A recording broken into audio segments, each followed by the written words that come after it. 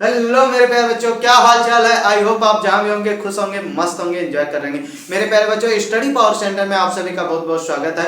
आज हम सॉल्व करने वाले हैं अनसॉल्व्ड पेपर और कक्षा 10 की गणित। मेरे प्यारे बच्चों, कक्षा 10 की गणित में ज्यादा क्वेश्चन नहीं लिए हैं, बहुत ज्यादा 2-4-10 क्वेश्चन से हैं जो हम आइए देखते हैं। छोटे छोटे बहुविकल्पीय प्रश्न में पूछे जाने वाले 1 नंबर और 2 नंबर में पूछे जाने वाले कुछ क्वेश्चन पुटअप किए हैं आपके लिए। आपके बोर्ड पेपर के एग्जाम के दौरान बहुत हेल्पफुल होगी। आप वीडियो को स्किप मत कीजिएगा, वीडियो को लास्ट तक देखिएगा, बहुत बातें समझ में आएंगी आपको, बहुत सी चीजें। तो यहाँ पे मेरे प्यारे बच्चों लिखा गया है पहला क्वेश्चन, यदि 26,156 का लासा 156 हो तो मासा क्या होगा। तो 156, 26, 13, 6 मतलब 4 ऑप्शन दे रखे हैं मेरे प्यारे बच्चों। तो आइए देखते हैं। 26 गुणे 156 करते हैं और लासा कितना दे रखा है 156। हमें क्या बताना है, मासा बताना है। तो मेरे प्यारे बच्चों अगर इतना दे रखा है तो 26 गुणे 156 गुणे मासा तो हमें निकालना है और लासा कितना दे रखा है 156। तो 156 कैंसिल करेंगे तो हमारा मेरे प्यारे बच्चों मासा निकल के आ जाएगा कितना 26। तो 26 जब आ जाएगा तो हमारा करेक्ट आंसर हो जाएगा इसमें 26, मतलब दूसरा वाला ऑप्शन सही होगा। ठीक, ये पहला क्वेश्चन सही सॉल्व हो गया। अब इसी प्रकार कह रहा है दो बिंदुओं के 2,3 और 4,1 के बीच की दूरी क्या होगी। तो 4 ऑप्शन दे रखे हैं। पहला ऑप्शन दे रखा 2, दूसरा ऑप्शन दे रखा 2√3, 2√2, थर्ड ऑप्शन दे रखा 3। तो मेरे प्यारे बच्चों आइए देखते हैं। तो हमें मेरे प्यारे बच्चों को बड़े पसंदीदा सवाल आ गया है। बिंदु को हम क्या करते हैं, पहले लिख लेते हैं अलग से। तो ए है, ए क्या है 2,3 है, बी क्या है 4,1 है। आपको दिख रहा है वीडियो, ठीक है। तो इसे मान लेते हैं x1, y1, एक मानते हैं x2, y2, इतना मान लेते हैं। तो मेरे प्यारे बच्चों निर्देशांक में आपने पढ़ा दो बिंदुओं के बीच की दूरी क्या ज्ञात करते हैं। तो ज्ञात करते हैं d बराबर कैसे x2 माइनस x1 का whole square plus y2 minus y1 के होल स्क्वायर, यही पढ़े हैं, ठीक है। तो x2 कितना है 4 है, x1 कितना है 2 है, तो 2 का होल स्क्वायर प्लस y2 कितना है 1 है, y1 कितना है -3 है, होल स्क्वायर अंडर रूट। तो मेरे प्यारे बच्चों 4 में से 2 जाएगा, 2 का होल स्क्वायर हो जाएगा प्लस और यहाँ पे -2 हो जाएगा।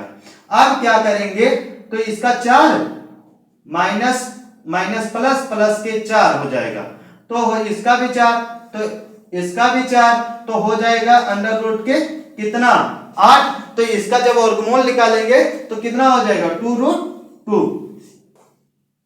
तो हो जाएगा कौन सा ऑप्शन सही मेरे प्यारे बच्चों, इसमें दूसरे वाले क्वेश्चन में हो जाएगा थर्ड वाला ऑप्शन सही 2√2। ठीक, ये बात समझ में आई, ठीक है, बहुत अच्छे से समझ में आ रही है। अब कह रहा समीकरण 5x², थर्ड क्वेश्चन है मेरे प्यारे बच्चों, -3x + 2 के दो मूलों के योग क्या होंगे। तो इसको रफ करते हैं, बात आपको समझ में आ गई होंगी, ठीक है। बात क्या समझ में आई है, कहा है 5x सॉल्व करके देखते हैं, -3x + 2 के इक्वल टू, तो इसका ax² + bx + c equal to बराबर 0, मूल के योगों का योगफल यही हमने पढ़ा था। तो मेरे प्यारे बच्चों अगर हम इसको सॉल्व करते हैं तो सॉल्व में क्या करते हैं, अल्फा बटा प्लस बीटा इक्वल टू बराबर क्या हो जाता है हमारा ये -b बटा a। तो -b इसको a मानते, इसको b, इसको c। तो a बराबर 5, b बराबर 3, c बराबर 2। तो -b का हो जाएगा 3, a कितना है 5, तो -3/5। तो -3/5 मेरे प्यारे बच्चों किस ऑप्शन में आ रहा है उत्तर, सेकेंड वाला ऑप्शन, मतलब थर्ड क्वेश्चन में सेकेंड वाला ऑप्शन सही है। अब कह रहा है फोर्थ नंबर क्वेश्चन, रेखाओं a1x + b1y + 1 इक्वल टू 0 तथा ba2x plus b2y plus c2 equal to 0 एक अद्वितीय हल होगा। तो मेरे प्यारे बच्चों इसमें a2 equal to b1 upon b2, तो इसमें अगर डिवाइडेशन अगर बात की जाए तो हमारा हो जाएगा b2 अपन क्या b1 अपन b2, तो c1 अपन c2। अगर इसका अद्वितीय हल की बात कर रहा है तो मेरे प्यारे बच्चों ये थर्ड वाला ऑप्शन देखने के बाद करेक्ट लग रहा है, a1 upon a2 does not b1 upon b2। यही हमारा थर्ड मतलब फोर्थ वाले क्वेश्चन में थर्ड वाला ऑप्शन क्या होगा, इज करेक्ट होगा। ठीक, अब इसी प्रकार मेरे प्यारे बच्चों sin 30 फिफ्थ नंबर क्वेश्चन में कहा है sin 30 प्लस cos 60 का मान क्या होगा। तो हमें पढ़ा है त्रिकोणमिति का, हमने जब चार्ट पढ़ रहे थे उसमें जब 0 से लेकर 90 डिग्री तक के मान निकाल रहे थे हमने बताई थी सिर्फ आपको sin 0 से 90 डिग्री की वैल्यू पता होगी तो cos के 10 के आप निकाल सकते हैं। कैसे, तो मेरे प्यारे बच्चों अगर हम sin 30 की बात करते हैं तो हमारा 1 बटा क्या हो जाएगा 2 हो जाएगा।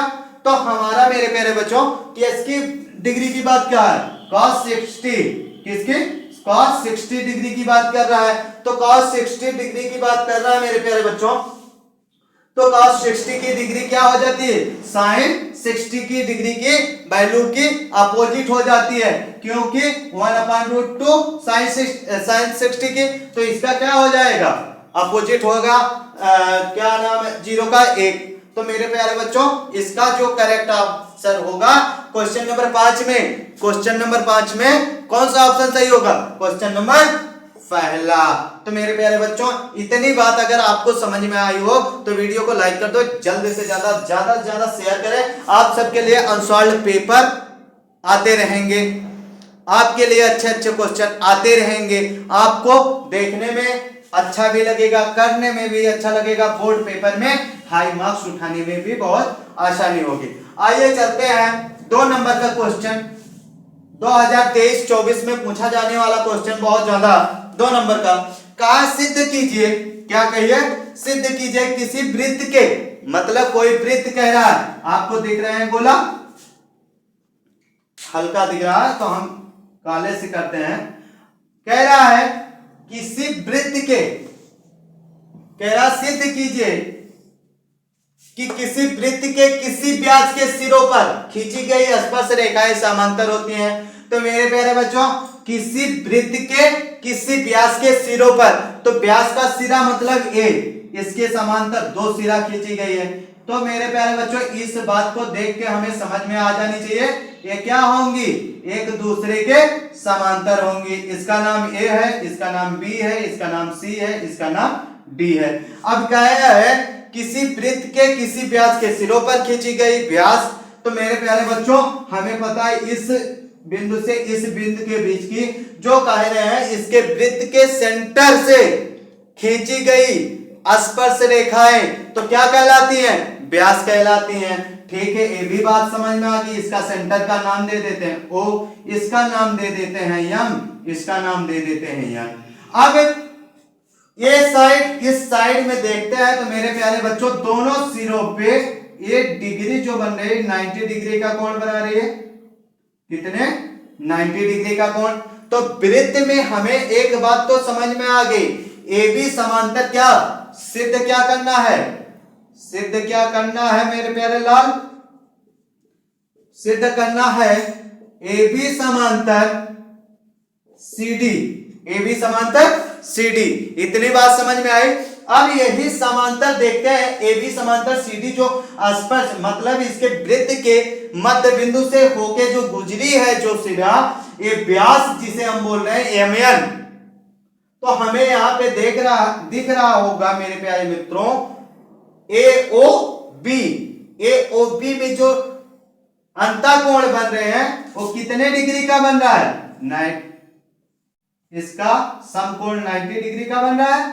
अब अगर इसके अंतःकोण को हम दोनों साइड को जोड़ के 180 डिग्री कर दें तो मेरे प्यारे बच्चों तो 180 डिग्री अगर होता है तो हमें पता है किसी भी सिरा के एक अंतःकोण का भुजा जो होती है 180 डिग्री होगी, तो वह क्या होंगी, वह हो जाएंगी ए बी समांतर सी डी। तो हमें मेरे प्यारे बच्चों तो लिखना क्या होगा, ए बी स्पर्श रेखा किससे, ए बी के स्पर्श रेखा किसके, ओ एम लंब है किस पे, ए बी पे, ओ एम लंब है किस पे, ए बी पे। तो मेरे प्यारे बच्चों कोण क्या हो जाएगा, ओ एम ए कितने डिग्री का, 90 डिग्री का।